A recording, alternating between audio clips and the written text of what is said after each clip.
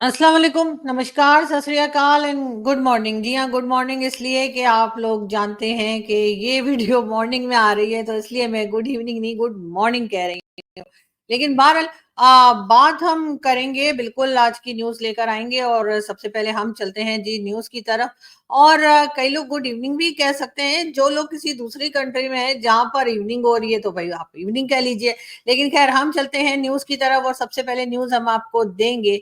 जी हाँ, ये पिक्चर जो आप या फ़ोटो जो आप देख रहे हैं लेफ्टिनेंट जनरल अख्तर नवाज़ सेठी साहब की, इनको लगाया गया है जी।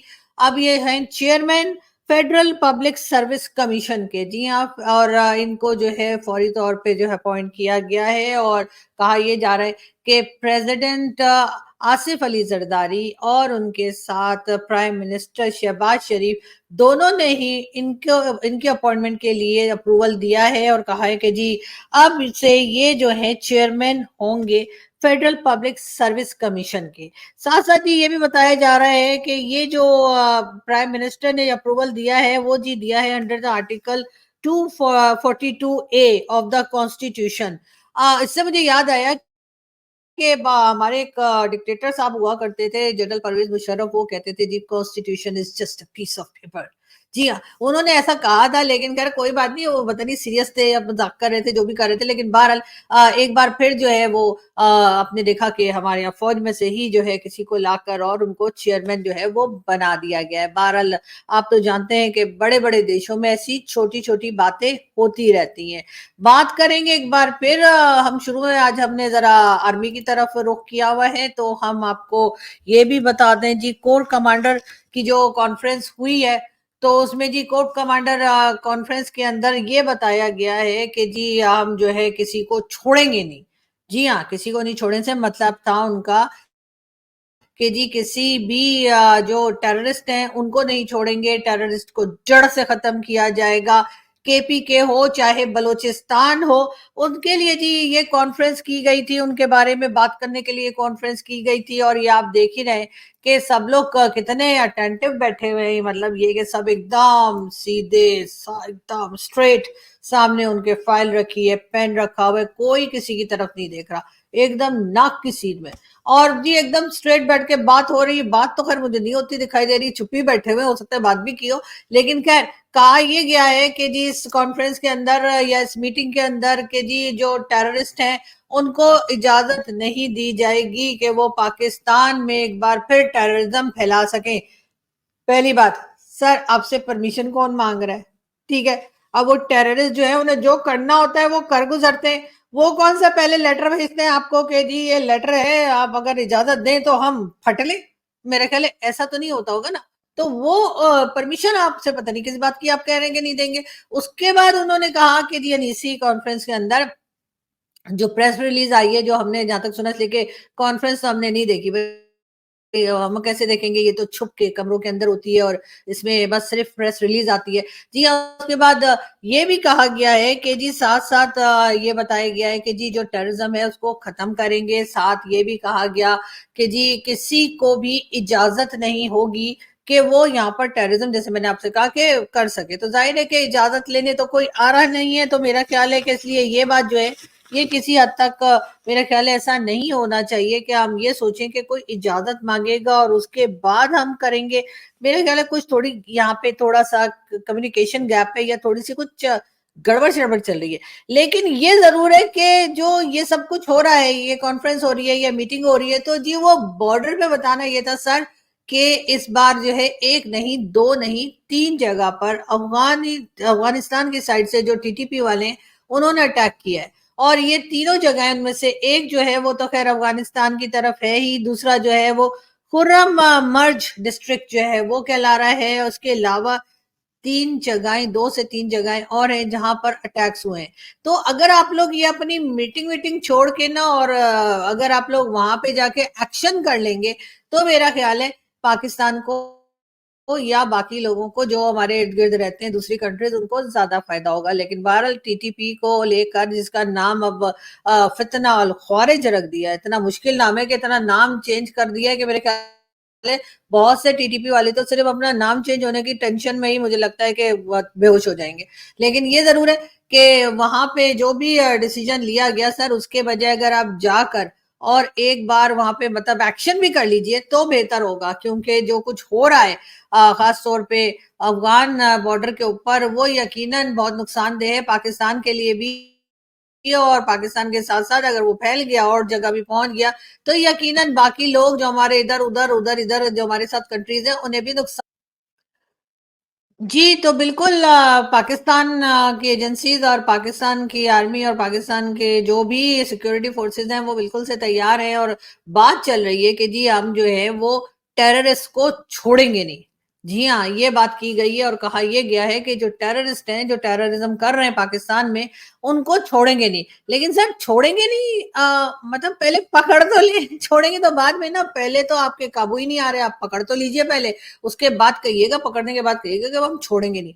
ये तो मतलब ये कि पकड़ने से पहले ही आपने कह दिया छोड़ेंगे नहीं, इसका मतलब है कि वो और भी होशियार हो गया। अब तो हाल ये पाकिस्तान का कि कच्चे के डाकू जो हैं वो भी यूट्यूब चैनल बना के बैठ गए हैं। तो मुझे लगता है ऐसा ना हो कि किसी दिन टीटीपी वाले भी जो है वो अपना यूट्यूब चैनल बना लें और उसके बाद पता लगे कि जगह जगह से जी अपनी वीडियोस अपलोड हो रही है और बताया जा रहा है कि जी यहाँ अटैक कर रहे हैं या वहां अटैक कर रहे हैं या क्या कर रहे हैं। खैर मेरा ख्याल है थोड़ा सा सीरियस हो जाना चाहिए, ऐसा ना हो कि भाई लोग नाराज हो जाए, कहें कि किस तरीके से हमारी न्यूज बताती है। लेकिन कोई बात नहीं सर, बेफिक्र रहिए, मुझे ज्यादा लोग नहीं देखते, मेरे इतने व्यूज भी नहीं आते। देखिए देखिए कितने थोड़े लोग देख रहे हैं, तो इसलिए आप बिल्कुल फिक्र ना करें, मुझे तो कोई सुनता ही नहीं है और कोई देखता ही नहीं है। और मेरा चैनल भी आपको पता है कि बस ऐसे ही धीमा धीमा धीमा धीमा चल रहा है, तो इसलिए बिल्कुल टेंशन मत लीजिए। मैं कुछ भी बोलती हूँ प्लीज आप लोग माइंड मत किया करें, क्योंकि मुझे कोई नहीं सुन रहा कसम से, आई स्वेयर। खैर अब हम आगे बढ़ते हैं, और मेरा ख्याल है ये दो खबरें आपके लिए काफी हैं, आप लोगों के लिए, हमारी ऑडियंस के लिए, कि पाकिस्तान में आखिर चल क्या रहा है। यानी कि एक तरफ फौजी या कह लीजिए कि भाई लोग जो है उनको जॉब भी मिल गई है और अब तो चेयरमैन बन गए हैं, और भी पहले भी कई जगह पे चेयरमैन है, कई सिविलियन इदारों में भी चेयरमैन है, तो चले एक और सही। लेकिन और साथ ही साथ जो है वो आपने देखा कि मीटिंग भी चल रही है और कॉन्फ्रेंस भी चल रही है, और साथ साथ डिसाइड किया जा रहा है कि छोड़ेंगे नहीं हम टेररिज्म करने वालों को। लेकिन बात वही है सर, पहले पकड़ लीजिए फिर ये डिसाइड कीजिएगा कि आपने छोड़ना है कि नहीं छोड़ना है। खैर कोई बात नहीं, बड़े बड़े देशों में ऐसी छोटी छोटी बातें होती रहती है। बात करते हैं सऊदी अरब की। जी हाँ, एमबीएस, वैसे तो खैर एमबीएस मुझे बड़े पसंद है, बड़ी अच्छी अच्छी बातें करते हैं, और वो कहते हैं जी 5 साल में सऊदी अरब को यूरोप बना देंगे। अब ये और बात है कि अगर पाकिस्तानियों को वो आने दें, यानी पाकिस्तानियों को ज्यादा तादाद में वो सऊदी अरब आने दें, तो हम लोग जो है वो सऊदी अरब को पाकिस्तान बना देंगे, बल्कि यूरोप को भी पाकिस्तान बना देंगे। इसलिए कि आपने देखा ही है कि वहां जाके हमारे लोग कैसी बावली बावली हरकतें करते हैं। तो और कई तो आपने लंदन और कहाँ कहाँ यूके वगैरह में और कई दूसरी जगह पे आपने देखा भी है। तो इसलिए पाकिस्तान को ये चैलेंज कोई ना ही फेंके, वरना ये होगा कि पाकिस्तानी भी कह देंगे कि ठीक है आप 5 साल में सऊदी अरब को यूरोप बनाएंगे तो हम जो है वो 2 साल में यूरोप को पाकिस्तान बना देंगे, ऐसा भी हो सकता है। खैर हम बात कर रहे थे एमबीएस की। जी एमबीएस ने जो है एक और डिसीजन लिया है, और सऊदी अरब की तरफ से ये कहा गया है कि पाकिस्तान से जो लोग हज और उम्रे के लिए जाते हैं उनकी तादाद, यानी एक नंबर होता है कि जी 2000 को आने देंगे, 4000 को आने देंगे, 5000 को, इस तरह से होता है। तो जी कहा यह जा रहा है कि सऊदी अरब ने वो तादाद जो जितनी भी थी वो तादाद को कम कर दिया, उस नंबर को कम कर दिया है। और अब उन्होंने कहा है कि जी ज्यादा पाकिस्तानी जो है वो हज और उम्रे के लिए एक साथ नहीं आ सकते। पाकिस्तान ने इसके ऊपर जो है वो रिक्वेस्ट की है। जाहिर है कि हम प्रोटेस्ट तो कर नहीं सकते, अगर इंडिया होता या कोई और कंट्री होती तो हम तो यूनाइटेड नेशन में चले जाते। जी ऐसा कैसे, सऊदी अरब वाले ऐसा कैसे कर सकते हैं जी, पाकिस्तानियों को आने नहीं देंगे, कम को आने देंगे हज उम्रे के लिए, और बाकी जो जियारत के लिए लोग जाते हैं उनको कैसे नहीं जाने देंगे। ये चीज लेकर हम यूनाइटेड नेशन में पहुंच गए होते। लेकिन बात यह कि सऊदी अरब ने की है, और सऊदी अरब से हमें चाहिए होता है पैसा। हबीबी हैया हैया, हबीबी हैया हैया, पैसा दे दो भैया। तो हमें तो ये करना होता है, तो भाई हम तो सऊदी अरब के खिलाफ नहीं जा सकते। तो हमने सऊदी अरब के खिलाफ ना कोई प्रोटेस्ट किया, ना उनकी एम्बेसी के बाद टायर जलाए, ना उनके एम्बेसडर को कहा चलो निकलो फुटो यहाँ से, ऐसा कुछ नहीं किया। वरना अगर कहीं भारत होता या कोई होता तो हम तो कहते नहीं, जब तक 370 नहीं वापस आएगा हम बात नहीं करेंगे। ये और बात है कि हम ट्रेड कर लेंगे, ट्रेड करने के लिए बात करने की क्या जरूरत है, इशारों इशारों में हो जाता है। इशारों इशार सॉरी, ये गाना यहाँ फिट नहीं होता मुझे पता है, लेकिन खैर कोई बात नहीं। मैं आपको ये कह रही थी कि ट्रेड करने के लिए बात करने की जरूरत नहीं है। लोग मतलब पढ़ के भी कर सकते हैं ना, कंप्यूटर के जरिए भी बात हो सकती है कि ठीक है इतने इतने का माल उधर भेज दो, उधर से शिप आ रही है, नहीं सॉरी, आज फिर मैंने बच्चन साहब की एक मूवी देख ली और उसमें भी वो हर बार शिप पे ही जो है ना वो जाकर और वही स्मगलिंग हो रही होती है, मेरी तो समझ से बाहर है। खैर कोई बात नहीं, लेकिन मैं आपको ये बता रही थी कि ट्रेड के लिए तो खैर बातचीत के बगैर सिर्फ लिखत पढ़त करके भी जो है वो बताया जा सकता है, तो आप लोग इतनी टेंशन मत लें इंडिया वाले। लेकिन हाँ मैं ये कह रही थी कि अगर ये किसी खुदा ना खास्ता अगर भारत ने या किसी और कंट्री ने जो कि एक तरह से सऊदी अरब ना होके होता तो हम पहुंच गए थे यूनाइटेड नेशन, हमने तो यहाँ से जी उनकी एम्बेसडर को फौरन उनकी कंट्री वापस भेज देना था, टायर अलग जला देने थे, लेकिन टायर हमने अपने ही लोगों के गाड़ियों के निकाल के जलाने थे, लेकिन जाहिर है वो वहां तक जाएं, उस कंट्री में जाएं, अगर वो कोई यूरोपियन कंट्री हो, आप सोचे कितना महंगा टिकट है कि मतलब टिकट लेके हम उस यूरोपियन कंट्री में जाते, फिर वहां से टायर खरीदते या चुराते किसी तरीके से उन लोगों की गाड़ी के, फिर लेकर वापस आते, फिर उनकी एम्बेसी के आगे जलाते, तो वो तो बहुत लंबा खर्चा पड़ जाता है। आपको पता है कि इतना इतना खर्चा हमारे पास है नहीं, इतने पैसे, इसलिए हम अपने ही लोगों की जिनका बेचारों का कोई लेना देना नहीं होता उन्हीं की गाड़ी के टायर निकाल के और उस एम्बेसी के आगे जला देते। लेकिन अब हुआ ये कि ये काम तो सऊदी अरब कर रहा है, ये तो सऊदी अरब का कहना है कि जी हम जो है ना आपके यहाँ से ज्यादा लोग आने नहीं देंगे, और रीजन क्या दिया सऊदी अरब ने, बहुत ही घटिया रीजन है, इतना घटिया रीजन है कि मैं आप लोगों को क्या बताऊं, लेकिन खैर बता ही देती हूँ। उन्होंने ये कहा कि जी एक तो पाकिस्तानी आते हैं और भीख मांगते हैं, ठीक है, उन्होंने कहा सबसे ज्यादा 90% जो उन्होंने भिखारी पकड़े वो पाकिस्तान के निकले। उसके बाद उन्होंने कहा कि जी पॉकेट मार भी जा रहे हैं, यानी पॉकेट मार भी आपने देखा कि वो बच्चन साहब की मूवीज में आपने देखा होगा कि अक्सर वो पॉकेट मार, मैं भी देख रही थी, क्या फिल्म थी, नास्तिक, हाँ उसमें तो वो हेमा मालिनी जी भी ऐसे पॉकेट निकाल लेती थी कि पता ही किसी को नहीं लगता था कि उनका वॉलेट जो है चला गया। लेकिन खैर कोई बात नहीं, अभी मैंने आधी देखी है मूवी, उसके बाद आधी मैं कल देखूंगी, इसलिए कि इससे ज्यादा मतलब आधी फुल मूवी एक टाइम में मेरे से नहीं देखी जाती, तो खैर मैं फिर कल फिर देखूंगी देखूंगी आगे क्या होता है, तो फिर आप लोगों को बताऊंगी। लेकिन खैर कोई बात नहीं, मैं अभी बात कर रही थी एमबीएस की, तो एमबीएस का बारे में मैं ये बता रही थी कि जी एमबीएस ने कहा है कि जी क्योंकि पॉकेट मार जो है वो भी पाकिस्तान से सबसे ज्यादा आ रहे हैं, और भीख मांगने वाले भी जो है वो 90% उन्होंने पाकिस्तानी पकड़े, तो इसलिए उन्होंने कहा है कि जी पहली बात तो ये कि पाकिस्तानी जो है पाकिस्तान जो है वो ये भिखारी जो है वो हमारे यहाँ भेजना बंद करे। मतलब अजीब सी शर्त है, लेकिन चलो कोशिश करके देखेंगे हम। लेकिन उन्होंने ये भी कहा है कि जी पाकिस्तान से जो लोग सऊदी अरब जाना चाहते हैं, चाहे वो कोई भी रीजन हो, हज करना है, उमरा करना है, टूरिज्म करनी है, किसी भी वजह से जा रहे हैं, उनकी भी जो तादाद है या उनके भी जो जितने लोग जाते हैं उससे अब वो बहुत कम जो है लोगों को एक्सेप्ट करेंगे, उनका वीजा एक्सेप्ट करेंगे। पाकिस्तान ने रिक्वेस्ट की है कि जी ऐसा ना करें, कुछ नंबर बढ़ा दें, लेकिन जाहिर है मतलब यहाँ पे सब लोग बैठे रह गए तो वहां पे मतलब मांगेगा कौन। लेकिन बात सारी ये, मैं अपने एक दोस्त से बात कर रही थी, मैंने उससे कहा कि उसको मैंने कहा कि भाई सऊदी अरब ने तो इस किस्म की शर्त लगा दी है, और सऊदी अरब ने कहा है कि नहीं जी हम ज्यादा लोगों को पाकिस्तान से आने नहीं देंगे, तो जी और साथ ही पाकिस्तान ने रिक्वेस्ट की है तो उस रिक्वेस्ट को भी उन्होंने रिजेक्ट कर दिया।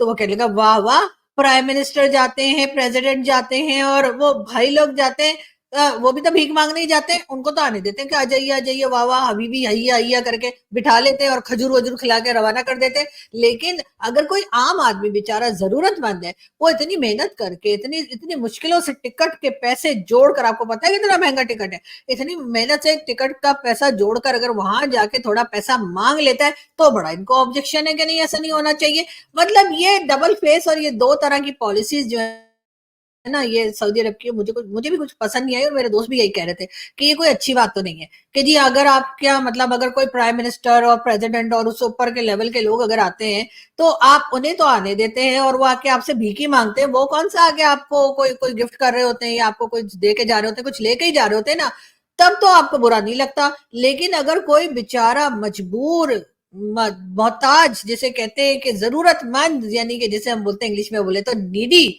ठीक है, अगर वो आते हैं तो आप उनको कहते हैं कि जी मत आओ यहाँ पर, मतलब अजीब से लोग हैं। लेकिन खैर क्या किया जाए, अब सऊदी अरब का अपना दिमाग है, आप लोगों को पता है कि वो तो किसी की सुनते सुनते नहीं है, ज्यादा बात करो तो गर्दन वर्दन उड़ा देते हैं और कहते हैं कि बस जी चलो निकलो इधर से। ये भी कोई अफगानिस्तान वालों से कम नहीं है, वैसे कह तो रहे हैं एमबीएस के 5 साल में यूरोप बना देंगे, तो लेकिन उस वक्त तक यूरोप क्या बन गया होगा ये आप लोग समझ सकते हैं, इसलिए कि यूरोप में इतने पाकिस्तानी और इतने एशियंस चले गए कि हमने उसको ऑलमोस्ट एशिया ही बना दिया है।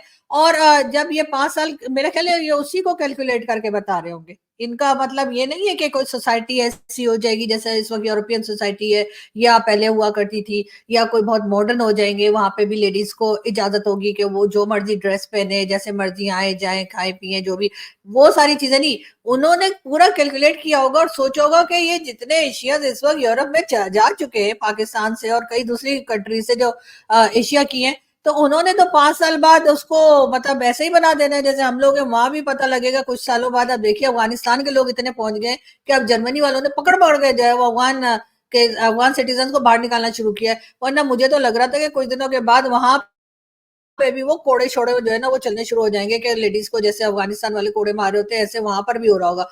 लेकिन ये कि मेरा ख्याल है एमबीएस ने उसी का कुछ आइडिया दिया है, और हम लोग ऐसे ही खुश हो रहे थे कि वो अब तो यूरोप बन जाएगा, सऊदी अरब यूरोप बन जाएगा, हम इस तरह से कर रहे थे। वो तो हमें बड़ी देर में, क्योंकि हम लोग वैसे ही मतलब जैसे कहते हैं ना, है ही ढक्कन। हमें या ढक्कन ना सही, थोड़ा हार्ड वर्ड है ढक्कन, ढक्कन नहीं है हम लोग। अच्छा, इसको कट कर देना। हम लोग है जी ट्यूबलाइट, ठीक है। हमें ना कोई भी बात देर में समझ आती है। जैसे आपने देखा ना कि ट्यूबलाइट को ऑन करें तो वो थोड़ी बाद खचक खचक खचक खचक करके जलती है। तो हमारी अभी तक वही वाली ट्यूबलाइट चल रही है। ऐसा हो सकता है दुनिया में कोई बेहतर ट्यूबलाइट आ गई हो, लेकिन हमारी यहाँ तो अभी भी ट्यूबलाइट ऑन करो तो पचक पचक पचक पचक होती रहती है काफी देर। तो हम लोग ट्यूबलाइट है, हमें देर में समझ में आती है, कोई बात आ जाती है, शुक्र करें बात समझ में आ जाती है, यही बहुत है। लेकिन खैर बहरहाल हमें क्या जी, जो मर्जी करते हैं, एमबीएस करते रहे। और उन्होंने बहरहाल पाकिस्तान को जो है झंडी दिखा दी और कहे नहीं जी तुम्हारे ज्यादा लोग हम नहीं आने देंगे। हम बढ़ते हैं आगे और हम चलते हैं आपके और हमारे फेवरेट इमरान खान की तरफ। जी आप लोग, मुझे मालूम है आप लोग राहुल गांधी समझ रहे होंगे, लेकिन इमरान खान भी बहुत फेवरेट है। इमरान खान साहब ने जी जेल से बैठ के, तो खान साहब जेल से बैठ बैठ के स्टेटमेंट देते रहते हैं, ये बड़ा चंगा काम करते हैं, कम से कम वीडियो बनाने को तो मिल जाती है। वरना तो मैं यही कह रही थी इमरान खान जेल चले गए अब हमारा क्या होगा। इसलिए कि इमरान खान जब तक बाहर थे कोई ना कोई इमरान खान स्टेटमेंट देते रहते थे, और इमरान खान की ही स्टेटमेंट्स की वजह से बहुत से यूट्यूबर्स और बहुत से जर्नलिस्ट और बहुत से मीडिया के लोग जो थे उनकी रोजी रोटी चल रही थी। अब इमरान खान चले गए जेल, अब बड़ी मुश्किलों के बाद इमरान खान साहब को स्टेटमेंट देते हैं जब उन्हें मौका मिलता है। खैर, इमरान खान साहब ने ये कहा है कि कोई भी कंट्री पाकिस्तान में इन्वेस्ट नहीं करेगी, कोई भी पाकिस्तान में इन्वेस्ट करने नहीं आएगा। इमरान खान ने एक ये स्टेटमेंट दिया। तो खान साहब कौन सी नई बात है, ये तो बच्चे बच्चे को पता है। आप क्या बच्चों वाली बातें कर रहे हैं, कोई ऐसी बात बताए ना जो हमें ना पता हो। लेकिन खैर, इमरान खान ने साथ साथ ये भी कहा है कि नेशनल यूनिटी जो है पाकिस्तान में वो जी बहुत खतरे में है। जी हाँ, नेशनल यूनिटी बोले तो यानी कि सारी जो पॉलिटिकल पार्टीज हैं उनकी आपस में कोई यूनिटी नहीं है। तो पहले भी नहीं थी खान साहब, जब आप प्राइम मिनिस्टर थे तब, या जब आप प्राइम मिनिस्टर नहीं थे तब भी आप गो नवाज गो के नारे लगाते थे। आप कहते थे जरदारी साहब को आप चोर कहते थे, और नवाज शहबाज शरीफ साहब को आप डाकू कहते थे। उसके बाद जब आप चले गए तो उन्होंने आपको चोर डाकू कहना शुरू कर दिया। तो ये यूनिटी तो पाकिस्तान में कभी रही ही नहीं। मतलब कम से कम आप लोगों को तो ख्याल करना चाहिए था। अब आप जब आप जेल चले गए तो अब आपको नजर आ रहा है कि ये कोई यूनिटी ही नहीं है। खैर कोई बात नहीं, ऐसा होता है, जब तक इंसान खुद उस प्रॉब्लम में नहीं आता वो दूसरे की प्रॉब्लम नहीं समझ पाता। लेकिन खैर साथ साथ जी उन्होंने ये भी कहा है इमरान खान साहब ने कि नेशनल यूनिटी का तो खैर उन्होंने कहा ही है, और साथ मेरे ख्याल है जो आम लोग हैं उनके बारे में भी वो कह रहे हैं कि उनकी भी कोई यूनिटी दिखाई नहीं दे रही।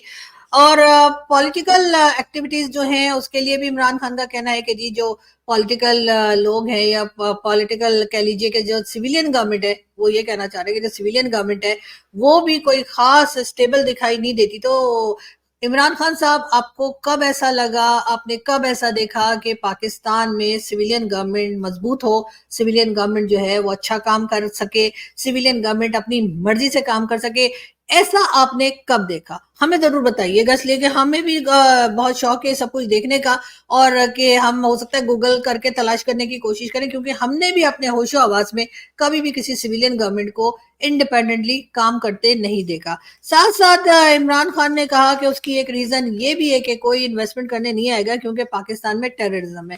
वाह वाह वाह वाह, ये बात कौन कर रहा है? इमरान खान साहब। मतलब जैसे कहना चाहिए खान साहब सामने होते तो मैंने बलाएं ले लेनी थी खान साहब की, नजर ना लगे खान साहब आपको। यानी ये बातें आप कर रहे हैं, ये बातें जिस वक्त आप तालिबान के साथ मिलकर गवर्नमेंट बना रहे थे वहां पर अफगानिस्तान में, उसके बाद जब आप कह रहे थे कि मैं वहां से टीटीपी वालों को और तालिबान को लाके केपीके में बसा दूंगा, तब आपने ये बात जरा सी भी नहीं सोची। उस वक्त आपको ये ख्याल बिल्कुल भी नहीं आया कि टेररिज्म जो है वो पाकिस्तान में भी शुरू हो जाएगी, हो भी चुकी है कई बार, और बड़ी मुश्किलों से लोगों ने अपनी जैसे कहना चाहिए कम की या कंट्रोल की, लेकिन उसके बाद जो है पाकिस्तान का जो हशर हुआ, एफएटीएफ में पाकिस्तान एक बार नहीं 4 बार जा चुका। और आपको तालिबान खान का नाम जो है वो किसी ने ऐसे ही प्यार में नहीं दे दिया था कि चले आज से हम आपको तालिबान खान पुकारेंगे, ऐसा नहीं था। आपको तालिबान खान आपको इसलिए नाम दिया गया था क्योंकि आप तालिबान की और टीटीपी वालों को फेवर कर रहे थे, इस वजह से आपको ये कहा गया था। वरना खैर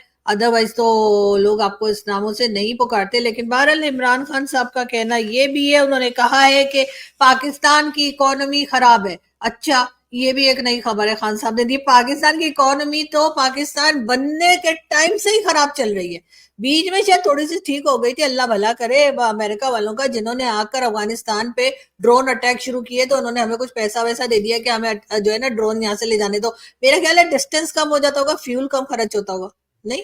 अच्छा, उसमें फ्यूल नहीं पड़ता? अच्छा ठीक है, ओके, खैर कोई बात नहीं। ठीक है ठीक है ठीक है।